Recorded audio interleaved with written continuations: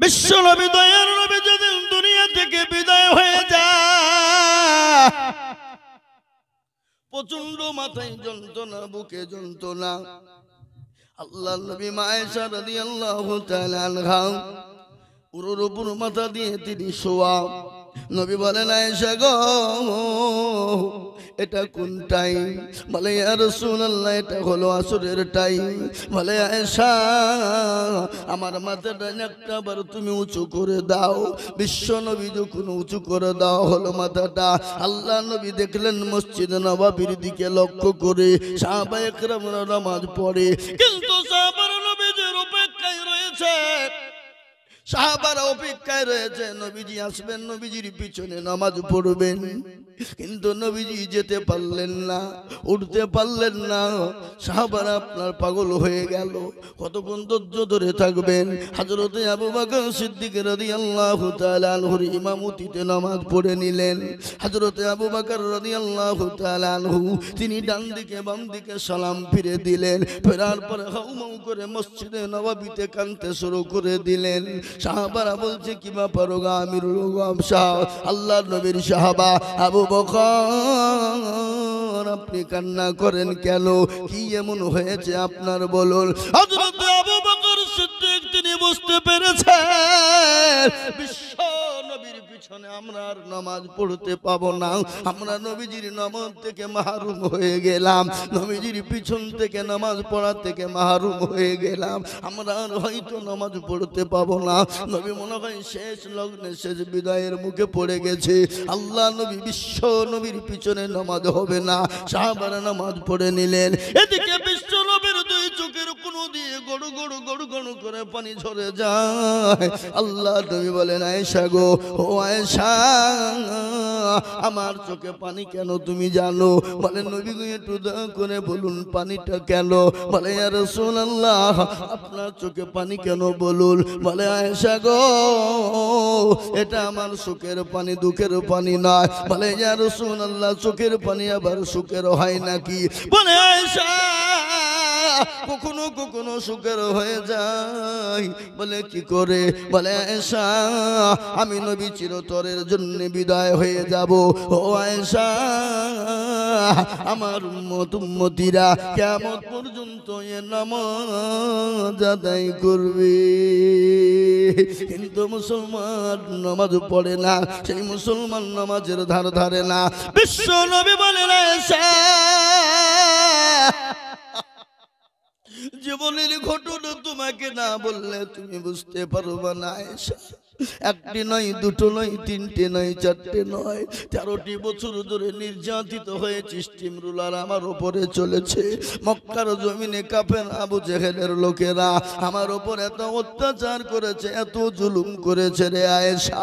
আমি নবী যখন নামাজে যাই, নামাজে দাঁড়িয়ে যেতাম, ওই আবু জেহেল আমি নবীর গলাতে গামছা বাঁধিয়ে দিয়ে পেছন থেকে এমন করে জোরে টান দিয়েছিল, আমি নবীর জিহ্বা মুবারক পর্যন্ত বের হয়েছিল।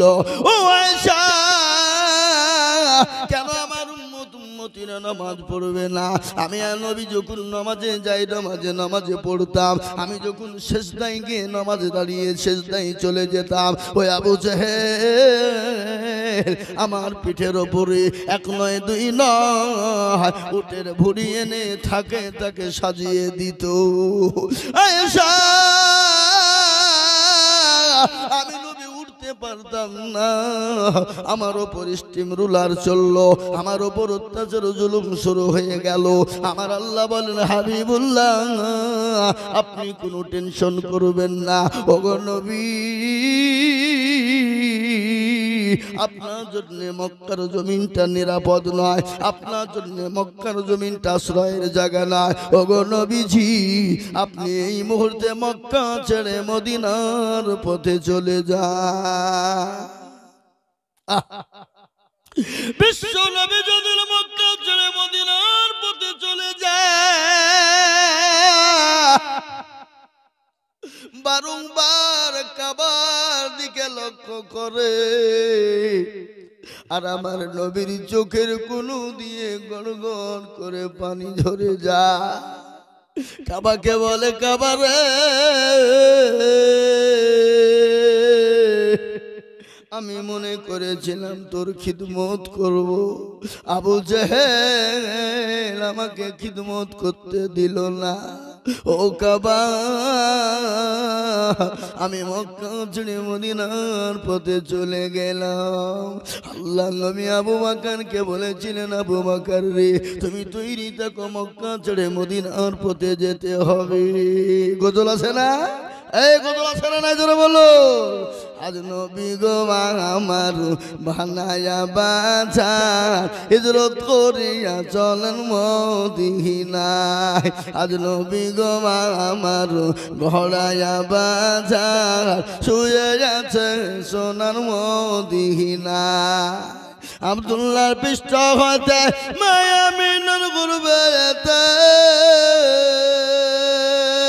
জন্ম নিলেন নবী মক্কাতে। আজ নবী গো আমার ঘোড়ায়া বাজার, হিজরত করিয়া চলেন মদিনায়। আজ নবী গো আমার বানায়া বাজার, শুয়ে আছে সোনার মদিনায়। নবী বলে হযরত আলী আছে বিছানা খালি, নবী বলে হযরত আলী আছে বিছানা খালি, আমার বিছানায় শুয়ে যাও।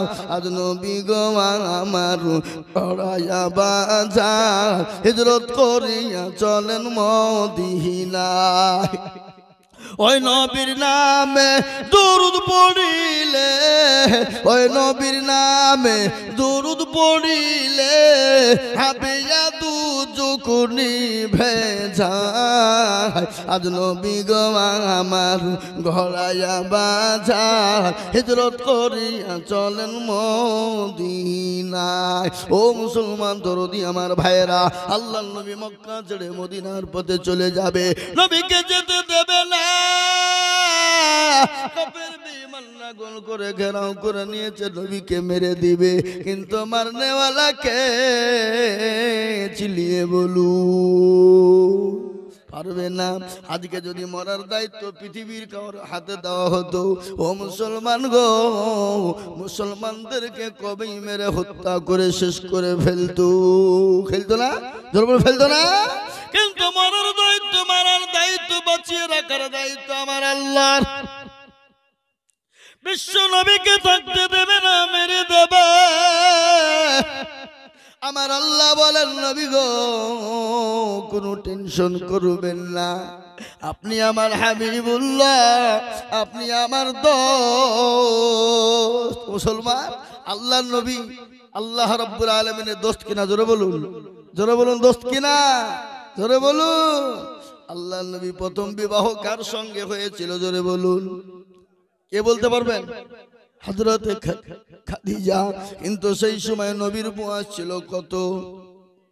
মা খাদিজার বয়স ছিল কত? 40। আল্লাহ নবী যখন খাদিজার সঙ্গে বিবাহ হয়, যতদিন খাদিজা জীবিত ছিলেন, বেঁচে ছিলেন, ততদিন বিশ্ব নবী দ্বিতীয় বিবাহ করেন নাই। করেছে? কথা বলেন না কেন? বিশ্ব নবী কটা বিবাহ করেছেন? আচ্ছা বলুন তো, আজকে কাফের বেঈমান মুশরিক ইহুদি নাসারা খ্রিস্টান যৌন বৌদ্ধ বেঈমানের দলেরা হারাম করেরা বলে নবীর জন্য কলঙ্ক দেয়, কিন্তু নবীজি 11টা বিবাহ করেছে। তিনি কি নিজে ইচ্ছাই করেছেন? সম্পূর্ণ আল্লাহর ইচ্ছায় তিনি বিবাহ করেছেন। কিন্তু নবীজির একটাই ছিল কুমারী বিবি, বাদ বাকি 10টাই কিন্তু বিধবা ছিল। ছিল না? জোরে বলুন। একটা কুমারী কে ছিলেন? হযরতে মায়েশা সিদ্দিকা রাদিয়াল্লাহু তাআলা আনহা। খাদিজার সঙ্গে যখন নবীজির বিবাহ হয়ে গেল, খাদিজা যখন দুনিয়া থেকে বিদায় হয়ে গেলেন, আল্লাহ নবী দ্বিতীয় বিবাহ কিন্তু করেন নাই। হযরতে জিবরিল আলাইহিস সালাম এসে বললেন, আসসালামু আলাইকুম ইয়া রাসূলুল্লাহ। আল্লাহ নবী বললেন, ওয়ালাইকুম আসসালাম ইয়া আখি জিবরাইল। ও ভাই জিবরাইল, বলো কি খবর এনেছো? বলে, ইয়া রাসূলুল্লাহ, আপনার জন্য ভালো প্রস্তাব এনেছি গো নবী। বলে কি প্রস্তাব এনেছো? বলে আপনি কি বিবাহ করবেন না? এই মেয়েটিকে আপনি চিনেন নাকি? আল্লাহ নবী বলেন, ও জিবরাইল, এই মহিলাটাকে আমি স্বপ্নের মাধ্যমে 3 বার দেখেছি। সুবহানাল্লাহ বলো। আমি 3 বার দেখেছি। জিবরাইল, তুমি যদি ঘটক হও আর আমার আল্লাহ যদি কাজী হয়, আমি মুহাম্মদ কিন্তু রাজি। সুবহানাল্লাহ বলুন, সুবহানাল্লাহ বলুন। আজকে শোনাবো স্বামী স্ত্রীর মহব্বত কাকে বলে। আল্লাহু আকবার। আমার নবী জি এত বড় জাস্টিস, সুপ্রিম, ইনসাফ ওয়ালা জজ। নবীর কাছে বিবিরা পর্যন্ত বলতেন, আমার নবী আল্লাহ রাসূল সাল্লাল্লাহু আলাইহি সাল্লাম তিনি খালি নবী হিসাবেই ভালো তা নয়, তিনি আমাদের কাছে স্বামী হিসাবেও ছিল ভালো। সুবহানাল্লাহ। আর নবীর আদর্শিত যারা হবে তারা কোনদিন নামাজ ছেড়ে দেবে না, তারা কোনদিন চুরি ছিনতাই করবে না, তারা কোনদিন মদ গাঁজা চুল্লু হেরাইন শুধু খাবে না, তারা কোনদিন মিথ্যা বলবে না, তারা কোনদিন মানুষের মালকে লুট করবে না, তারা কোনদিন মানুষের মালকে ধ্বংস করবে না, তারা কাউরের হক নষ্ট করবে না। হক নষ্ট করবে গো? কথা বলুন, হক নষ্ট করবে? নবীর আদর্শিত যারা তারা কোনদিন মানুষের হক নষ্ট করবে না। তার কারণ শুনলেন, আল্লাহ নবী বলে গেছে, কোনো খবরদার আল্লাহ তোমাকে ক্ষমা করবে না তুমি যদি মানুষের হককে নষ্ট করে দাও, মানুষের হক মেরে যদি তুমি খেয়ে নাও, জীবনেও কোনদিন আল্লাহর জান্নাত তুমি পাবা না। করে আল্লাহু আকবার। এতিমের মাল ভক্ষণ করে না জোরে বলো। হক জিনিস শুনলেন আমার নবী, বিশ্ব নবী একদিন মসজিদে নববীতে আল্লাহ নবীর একজন সাহাবাকে বললেন, ও সাহাবা, হযরত আবু জাহল সমস্ত মদিনার জমিনে বলে দাও আল্লাহ নবী সকলকে মসজিদে নববীতে বসার জন্য বলেছেন। হক কে বলে শুনলেন আমার নবী হক সম্পর্কে কি বলে দিয়ে গেছে। বিশ্ব নবী মসজিদে নববীতে সমস্ত সাহাবাদেরকে আসতে বললেন, সমস্ত সাহাবারা চলে এলেন, মসজিদ ভর্তি হয়ে গেল, কানায় কানায় ভর্তি হয়ে গেল। আল্লাহ নবী বিশ্ব নবী হক সম্পর্কে বায়ান বর্ণনা করলেন। একজন আল্লাহ নবী বললেন, কেউ যদি তোমাদের আমি হক নষ্ট করে থাকি, আমি মুহাম্মদ সাল্লাল্লাহু আলাইহি ওয়াসাল্লামকে তোমরা বলো আমি বেঁচে থাকতে তোমাদের হকটা আদায় করে দেব। কি দয়ার নবী, কি মায়ার নবী, যার গায়ে একটা মশা মাছি বসা হারাম। সুবহানাল্লাহ বলুন। যার গায়ে একটা মশা মাছি বসা হারাম, যে নবীজির গায়ের ঘাম বেরোলে সাহাবারা মাটিতে ফেলে নাই। সাহাবারা কি করেন, তাড়াতাড়ি করে ঘামটাকে আতর মনে করে মেখেলেন। একজন সাহাবা যার নাম হলো আব্দুল্লাহ ইবনে জুবাইর রাদিয়াল্লাহু তাআলা আনহু, আল্লাহ নবীর কোনো কারণ বশত একটা আঙ্গুল কেটে গেল, রক্ত বেরিয়ে গেল, খুন বেরিয়ে গেল। রক্ত বোঝেন তো? এই বলেন না, বিশ্ব নবীর সাহাবা, বিশ্ব নবীর শরীর দিয়ে রক্ত বেরিয়ে গেল। সাহাবারা কেমন নবীকে ভালোবেসেছেন। হাদিসের মধ্যে এসেছে, লা ইউমিনু আহাদুকুম হাত্তা কুনা আহাব্বা ইলাই মিন ওয়ালিদিহি ওয়া ওয়ালাদিহি ওয়ান নাসি আজমাইন। আমার নবী বলে গেলেন, ওই ব্যক্তি সবথেকে ঈমানদার পরহেজগার, যে তার বিবি বাচ্চা জমি গাড়ি বাড়ি ধন সম্পদের থেকে আল্লাহ তার রাসূলকে নিজের জীবনের থেকে বেশি ভালোবাসে। ও মুসলমান, সাহাবারা নবীকে কেবল ভালোবাসে। নবীজির রক্ত বেরিয়ে গেছে, বোতলে লোড করেছেন, এক বোতল লোড হয়ে গেছে। আল্লাহ নবী বললেন, ও আব্দুল্লাহ, এই বোতলের রক্তটা নিয়ে গিয়ে তুমি কোনো জায়গায় গর্ত করে মাটিতে পুঁতে দাও। আল্লাহ নবী সাহেব আব্দুল্লাহ বোতলটা নিয়ে গেলেন। নিয়ে যেতে যেতে মনে মনে করছেন, আহারে আমার নবীর রক্ত, আমার হাবিবুল্লাহর রক্ত মাটিতে পুঁতা থাকবে, এটা হতে পারে না। আল্লাহ নবীর সাহাব আব্দুল্লাহ তিনি কি করলেন, এক ঢোক দিয়ে পি মেরে তিনি রক্ত খেয়ে নিলেন। রক্ত খাওয়া হয়ে গেল, বোতলটা দিয়ে গিয়ে নবীকে দিয়ে বললেন, নবী গো, ও আল্লাহর হাবিব, আপনি এই বোতলখানা নিয়ে নেন। বিশ্ব নবী বোতলখানা নিয়ে নিলেন, নিয়ে বললেন, আব্দুল্লাহ রে, বোতলের রক্তটা কোথায় রাখলে? আল্লাহ নবীর সাহেব আব্দুল্লাহ বললেন, নবী গো, আপনার রক্ত মাটিতে পুঁতে দিতে আমার বড় কষ্ট হলো। আমি কি করলাম? আমি আব্দুল্লাহ আপনার রক্তটা আমি ঢং করে গিলে খেয়ে নিয়েছি গো নবী। আল্লাহ নবী মুচকি হেসে দিলেন, মুচকি হেসে দিয়ে বললেন, আব্দুল্লাহ রে, ভালো করে শোনে না, আমি নবীর রক্ত যার শরীরে ঢুকেছে, কিয়ামতের দিন তার জন্য জাহান্নামের আগুন হারাম। সুবহানাল্লাহ বলুন। কি আমার নবী, কি মায়ের নবী, দয়ার নবী, আজকে যারা নবীকে গালি দেয় তারা হলো বাপের কুলাঙ্গার সন্তান। কি সন্তান তোরা বলুন? তারা হলো বাপের জারদ সন্তান।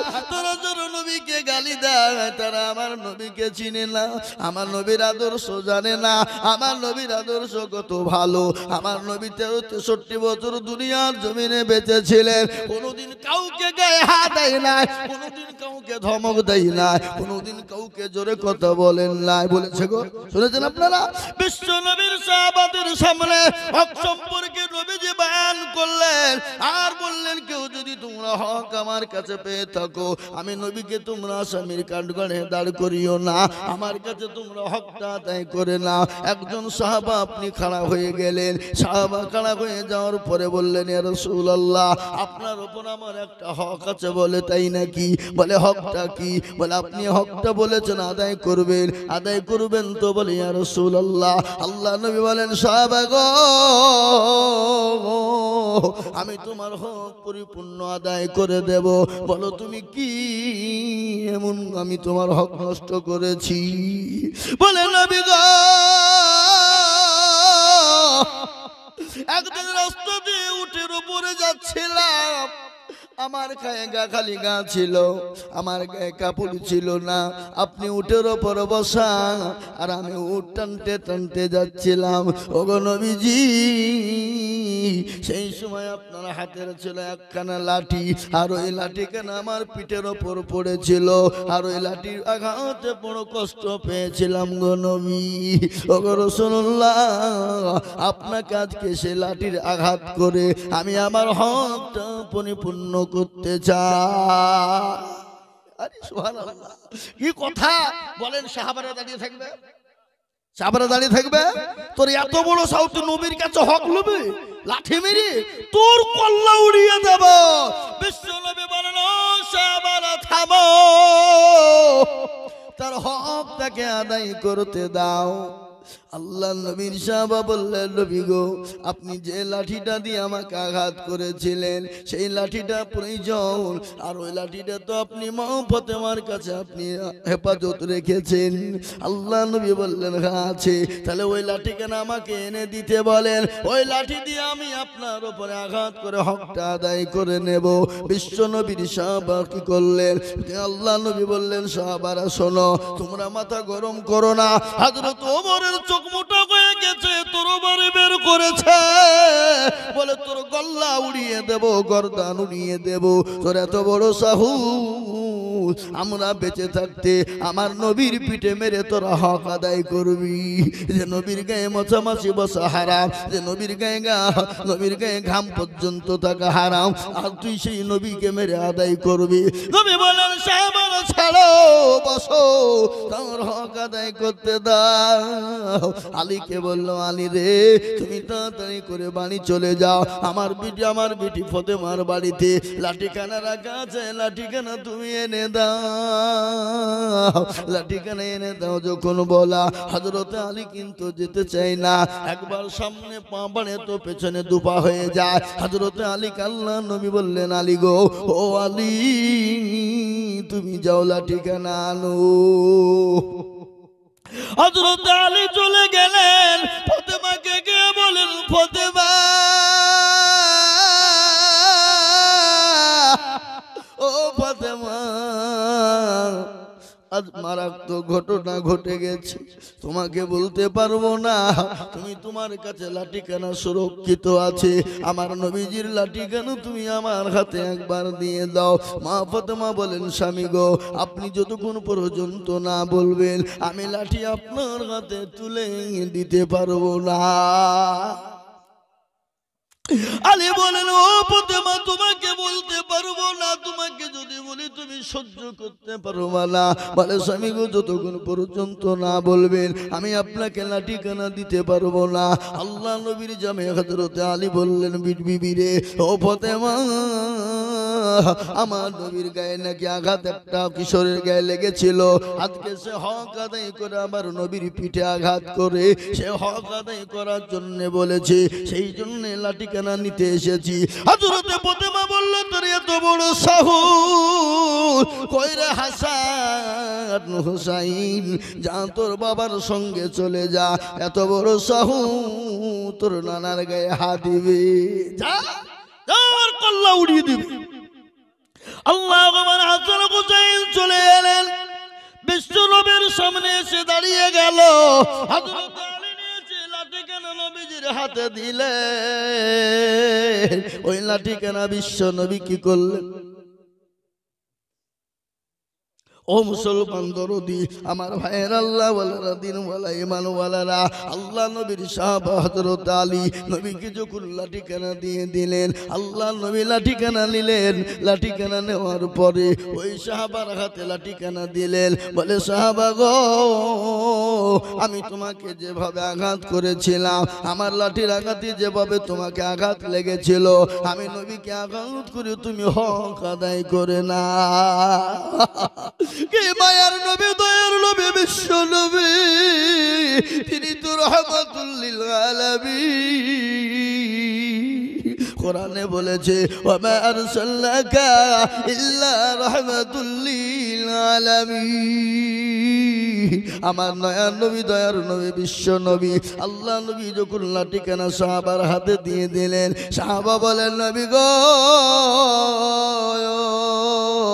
আমার লাঠি হাতে দিলে হবে না।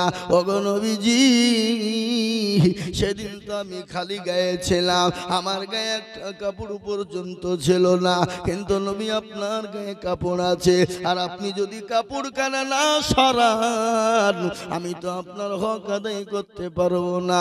সাহাবাদের চোখ কিন্তু মোটা মোটা হয়ে গেল। আল্লাহ নবীকে বলছেন, নবী আপনি হুকুম দিয়ে দিন, আপনার ওই সাহাবার গর্দানটাকে উড়িয়ে দেব। আল্লাহ নবী বললেন, ও সাহাবারা, ও সাহাবারা, থামো, খামো, চুপে যা। বিশ্ব নবীর সাহাবাদের সামনে আল্লাহ নবী খালি করে আপনার পিঠটা খালি করলেন। ওই সাহাবা লাঠিখানা আল্লাহ নবীর কাছে নিয়ে গেলেন। সমস্ত সাহাবাদের চোখ দিয়ে ঝরঝর ঝরঝর করে পানি ঝরে যায়। আজ না জানি নবীজির পিঠে আঘাত করবে, আমাদের সামনে নবীকে পিঠে মারবে, আমরা সহ্য করতে পারবো না।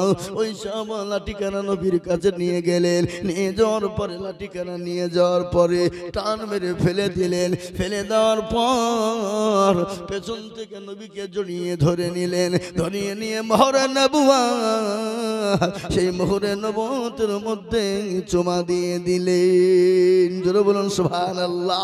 আল্লাহ নবী, বিশ্ব নবী বললেন, সাহাবারা বললেন, নবী গো, আপনার পায়ের তুলে আমার মা বাপের জীবনটা কুরবানি হয়ে যাক। ওগো নবী, আমার জীবনটা কুরবানি হয়ে যাক। ওগো নবীজি, আমার এত বড় সাহস, আমি আপনার পিঠে মেরে আঘাত করে হক আদায় করব। ওগো নবী, এটা আমার আশা না, আমি আপনাকে মেরে হক আদায় করতে চাইনি, আমার বহুদিনের আশা আকাঙ্ক্ষা গো নবী, আপনার ওই মোহরে নবুয়তে একবার চুমু দেওয়ার জন্য আমি বহুদিন থেকে চেষ্টা করি, কিন্তু নবী গো, আমি সবারই সামনে বলতে পারি না। কেন গো নবী, আমার জীবনের দাম ভয় আছে, হয়তো সাহাবারা আমাকে মেরে দিতে পারে, কিন্তু আজ আপনি সামনে বসে আছে আর আপনার পেছনে সামনে সাহাবারা আছে, আপনার উপরে কেউ গলার আওয়াজ আদায় করবে না। আজকে নবী আমি সুযোগ পেয়েছি, আর আপনার ওই মোহরে নবুয়তে চুমু খাওয়ার জন্য আমি বহুদিন থেকে চেষ্টা করি। আর বিশ্বনবীর মোহরে নবুয়তের পিছনে একবার চুমো দিতে পারবে, জীবনে তার জন্য জাহান্নাম হারাম হয়ে যাবে। আর এই মোহরে নবুয়তটা কি আপনারা জানেন? কি গো, আজকে দেখছেন সিসি ক্যামেরা, দেখছেন না? এই সিসি ক্যামেরা বোঝেন না আপনারা? ওটাকে বলা হয় বেহাইন ক্যামেরা। কি ক্যামেরা? ওটাকে বলা হয় বেহাইন ক্যামেরা। নবীজি পেছনেও দেখতে পেতেন, সামনেও দেখতে পেতেন। সুবহানাল্লাহ বলুন। কি সুবহানাল্লাহ বলবেন না? আপনারা মনে মনে করছে হুজুর বাড়িতে গিয়ে সুবহানাল্লাহ বলবো। আচ্ছা বলেন, বাড়িতে সালাম কারা কারা দেন? বাড়িতে গিয়ে বিবিকে সালাম দেবেন। আফসোস সালাম কবলাল কালাম, আগে সালাম পরে কালাম। সুবহানাল্লাহ বলুন। আগে সালাম পরে কালাম। স্বামী স্ত্রীর মধ্যে মহব্বত বাড়বে, ভালোবাসা বাড়বে। ভাই তার ভাইকে সালাম দিবে, ছেলে তার বাপকে দিবে, বাপ তার ছেলেকে দিবে, স্বামী তার বিবিকে দিবে, বিবি তার স্বামীকে সালাম দেবে। ইসলাম বলেছে আফসোস সালাম কবলাল কালাম, সালাম প্রদান করো তারপরে কথা আচরণ করো। আজকে বাড়িতে গিয়ে চোখ বুঝে সালাম দেবো আমরা ইনশাআল্লাহ। বলুন, চোখ বুঝে দিয়ে দিব বিবিকে। বিবি একটু হাসবে নাকি? মিনসিয়া বা দুর্গানগরে যে মৌলবি হয়েছে, ওই একদিন দুদিন বলবে, তারপরে আর বলবে না। ও মুসলমান গো, বাড়িতে সালাম প্রদান করুন, বাড়িতে ছেলে মেয়ে ঠিক হয়ে যাবে। ঠিক হবে না? বিবি বাচ্চা ঠিক হয়ে যাবে, বিবি বাচ্চা নামাজি হবে, ছেলে মেয়ে আপনার নামাজি হয়ে যাবে। ওই বাড়িটা আল্লাহর কাছে প্রিয়, যে বাড়িটা আল্লাহ এবং রাসূলের আদর্শ আদর্শিত চলে, আদর্শ আদর্শিত চলে। আজ মুসলমান দরদি গো, ভালো ছেলে হওয়া তো প্রয়োজন। ভালো ছেলে হতে গেলে মা ভালো হওয়া লাগবে, তোর বোন লাগবে না। এই কথা বলেন না কেন? মা ভালো হওয়া লাগবে না? লাগবে না। মা যদি ভালো না হয়, সে ছেলে কোনোদিন ভালো হতে পারে না। পারে? মাহবুব আল্লাহু আকবার। যিনি শুয়ে আছেন আজমিরের মাটিতে, কি নাম ধরে বলুন?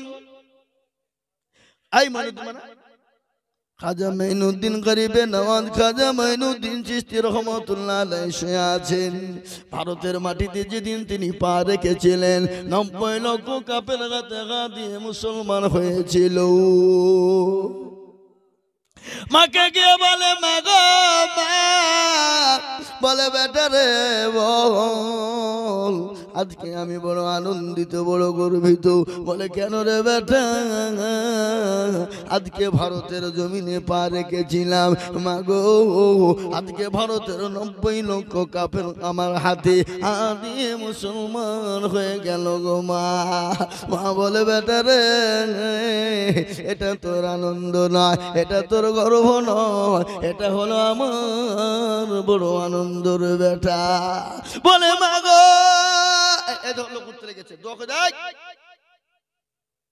প্রসব চাপাইছে নাকি? বুঝতে পেরেছি।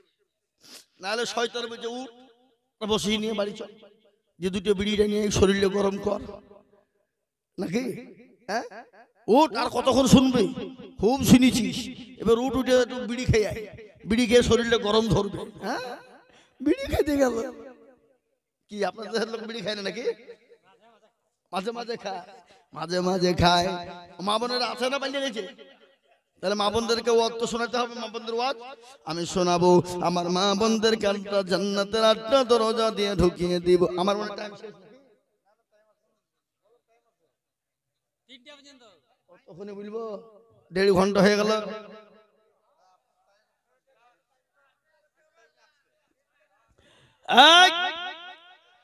আমার মা বোনদেরকে শোনাবো। মা বোনেরা, তোমাদেরকে জান্নাতের 8টা দরজা দিয়ে আজকে ঢুকিয়ে দিব গো মা।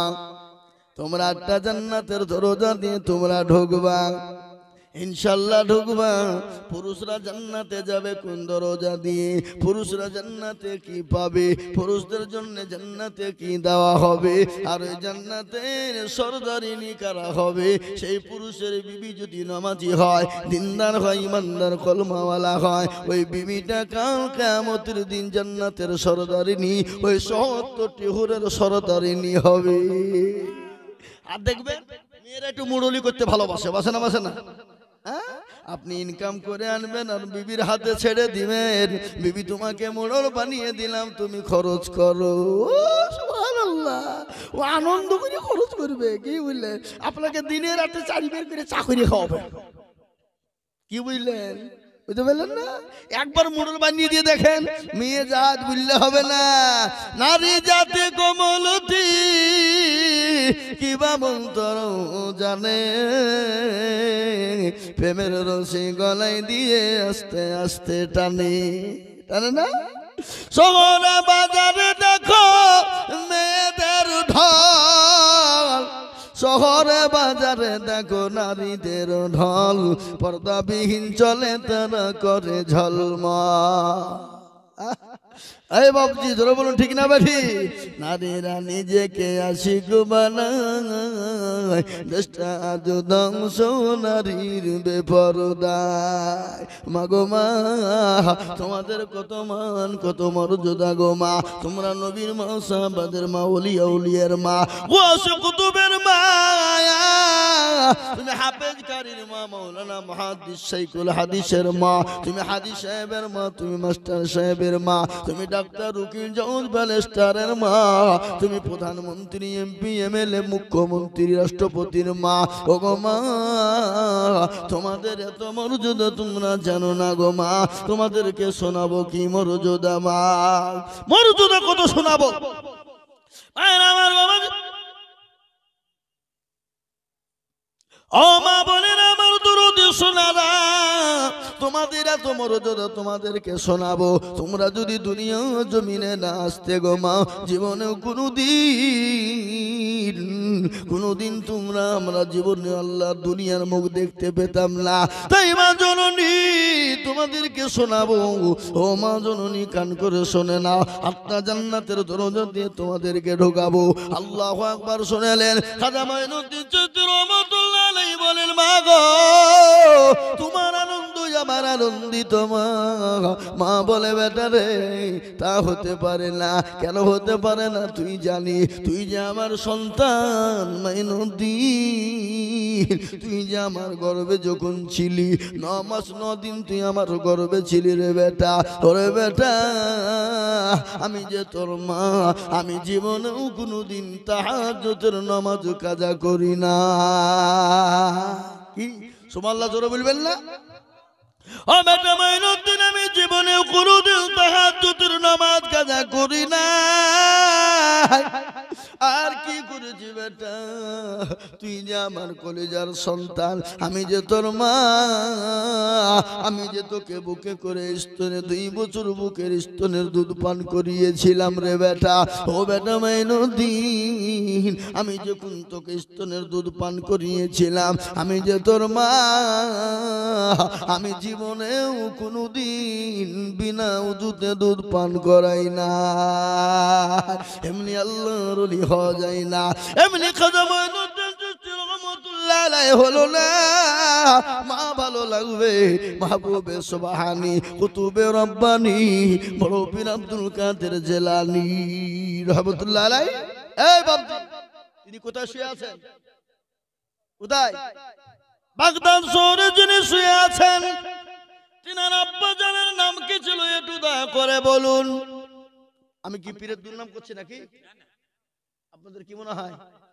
পীরের দুর্নাম করি নাই। আজকাল কিছু কিছু পীর এসে যে বাবা আমাদের দেশে এলেন, আমাদের দেশে কিছু কিছু পীর আছে, আছে না নাই? আপনাদের দেশে আছে কিনা? আমাদের এলাকাতে আছে কিছু কিছু, আমাদের মুর্শিদাবাদে আছে কিছু কিছু পীর, ভণ্ড পীর। কি পীর? ভণ্ড পীর। নামাজ নাই, রোজা নাই, কুল নাই, কলমা নাই, উত্তর দক্ষিণ কিছু নাই। কি বলেন এরকম পীর আছে না নাই?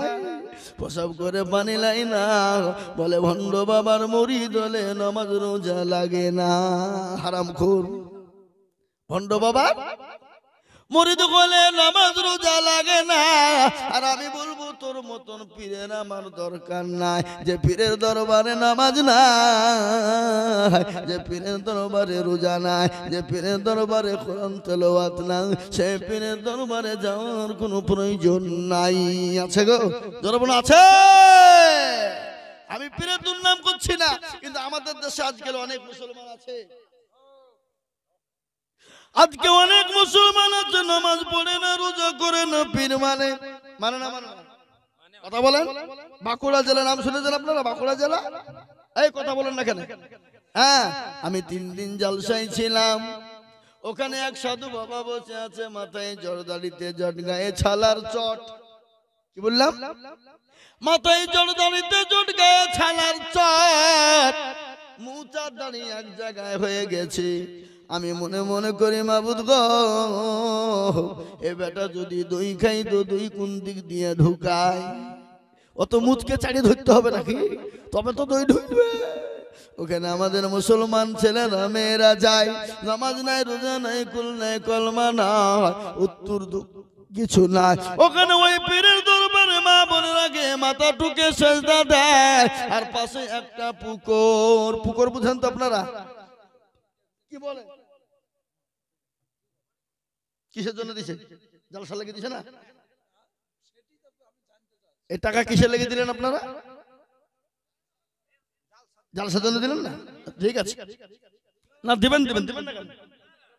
না, হয়ে গেছে হয়ে গেছে, ঠিক আছে, দিছে, জলসা লেগে দিছে বাবজি, অসুবিধা নেই। দিলে দিবেন না কেন? দিবেন নাকি বলছেন আপনারা?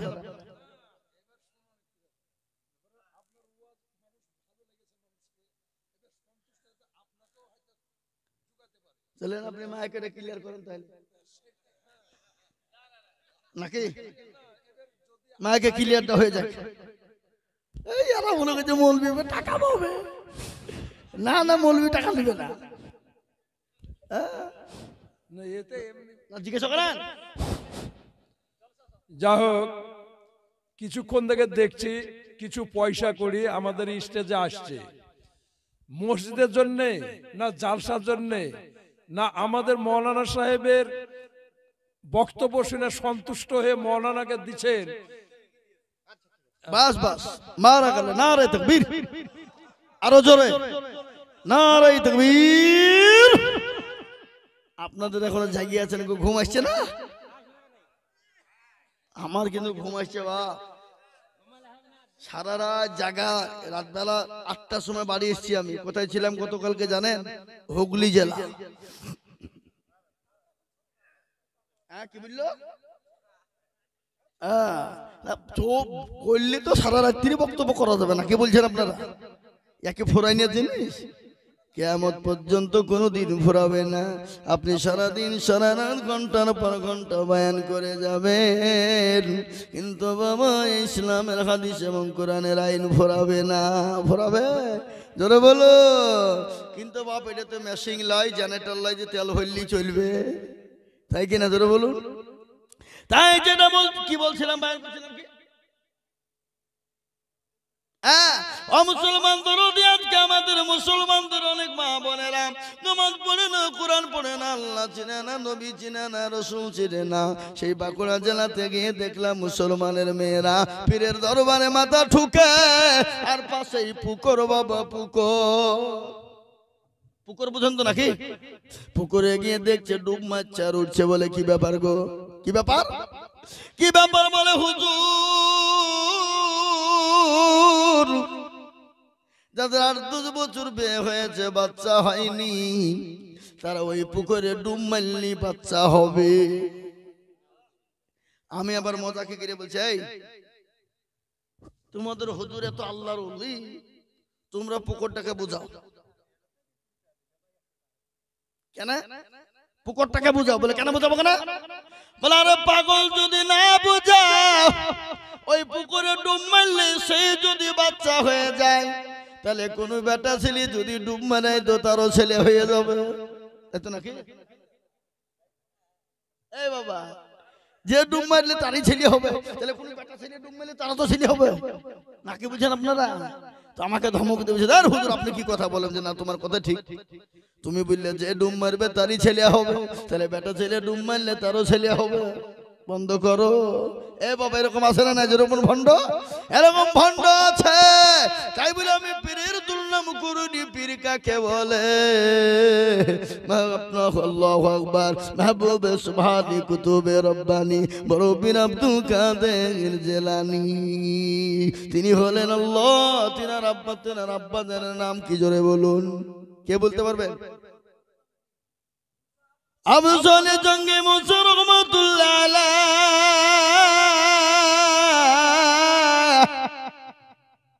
খোদার তুলনায় পানির পিপাসায় তিনি পানি পান করতে বসেছেন, পানি খাবে। বড় ক্ষুধা লেগেছে, পেটে বড় যন্ত্রণা রে বাবা। আর দেখবেন পেটে যদি ক্ষুধা লেগে যায় পৃথিবীর কারো কথা সে শুনবে না, ঠিক না বেটি জোরে বলো? বড় আল্লাহর ওলি যদি আছে তার কথা শুনবে না। পেটের জ্বালা বড় জ্বালা। আজকে পৃথিবীর জমিনে যত মারামারি কাটাকাটি হানাহানি ফাটাফাটি লড়াই ঝগড়া ঝঞ্ঝট সবই হলো পেটের জন্যে। কিসের জন্য ধরে বলুন? মুসলমান দরদি গো ভালো করে শুনে নাও। আল্লাহু আকবার। মাহবুব সালেহ জঙ্গি মনসুর রহমাতুল্লাহ আলাইহি। কিন্তু বলি বাবা, আল্লাহর কাছে সবথেকে বড় গুনাহ কোন গুনাহ? যারা বলুন শিরকের গুনাহ। এদেশের লোক শিরিক করে নাকি? শিরিকের গুনাহ বড় গুনাহ বাবা, বড় করে দেখেন। কোরআনের কথা শুনুন। আল্লাহ কোরআনে বলেছেন ইন্না শিরকা লাযুলমুন আযীম। এ বাবা, আপনারা কোরআন মানেন না? মানেন না? কথা বলেন না কেন? কোরআনের কথা মানেন কি মানেন না? কোরআন আল্লাহ বলেছেন শিরকা লাযুলমুন আযীম, সব থেকে বড় গুনাহ হলো শিরকের গুনাহ। আল্লাহ সব গুনাহ মাফ করে দেবে, কিন্তু শিরকের গুনাহ কোনোদিন মাফ হবে না। হবে গো? শিরকের গুনাহ মাফ হবে? শিরক কাকে বলে? যাদের 10 বছর বিয়ে হয়েছে বাচ্চা হয় নাই, তালতলা বেলতলা গাছতলা মেহেদিতলা খড়খড়ে ললডাঙ্গা পেয়ারডাঙ্গা এখানে সেখানে বাচ্চা চাইতে ছেলে চাইতে চলে যাও, ওটা হলো শিরকের গুনাহ। ও গুনাহ আল্লাহ কোনোদিন ক্ষমা করবে না। বাচ্চা দেওয়ার মালিককে, আরো জোরে, বাচ্চা দেওয়ার মালিককে? বাচ্চা দেওয়ার মালিক আমার আল্লাহ। আল্লাহ কাউকে বেটা দেয় তো বিটি দেয় না, আবার কাউকে বিটি দেয় তো বেটা দেয় না, আবার কাউকে বিটিও দেয় বেটাও দেয়, আবার কাউকে কিছুই দেয় না। ইন্নাল্লাহ আলা কুল্লি শাইইন কাদির। সর্বশক্তিমান আমার আল্লাহ, সন্তান দেওয়ার মালিক হলেন আমার আল্লাহ। সন্তান দেওয়ার মালিক কে? কাউকে বেটা দেয়, কাউকে বিটি দেয়, কাউকে বেটাও দেয় না বিটিও দেয় না, আবার কাউকে বেটাও দেয় বিটিও দেয়, আবার কাউকে কিছুই দেয় না। ইন্নাল্লাহ আলা কুল্লি শাইইন কাদির। আল্লাহ সর্বশক্তিমান। জোরে বলুন ঠিক কিনা? আরো জোরে বলুন ঠিক কিনা? মুসলমান দরদি আমার ভাইরা, শিরকের গুনাহ আল্লাহ ক্ষমা করবে না। কোন মানুষ যদি শিরক করতে করতে করতে তাহাজ্জুদের নামাজ পড়তে পড়তে আর শিরক করতে করতে মারা যায়, সে আল্লাহর জান্নাতে জীবনও কোনোদিন পাবে না। শিরকের এত বড় গুনাহ, এত মস্ত বড় গুনাহ। এ বাপজি, শিরকের গুনাহ মারাত্মক গুনাহ, যে গুনাহকে আল্লাহ ক্ষমা করবে না।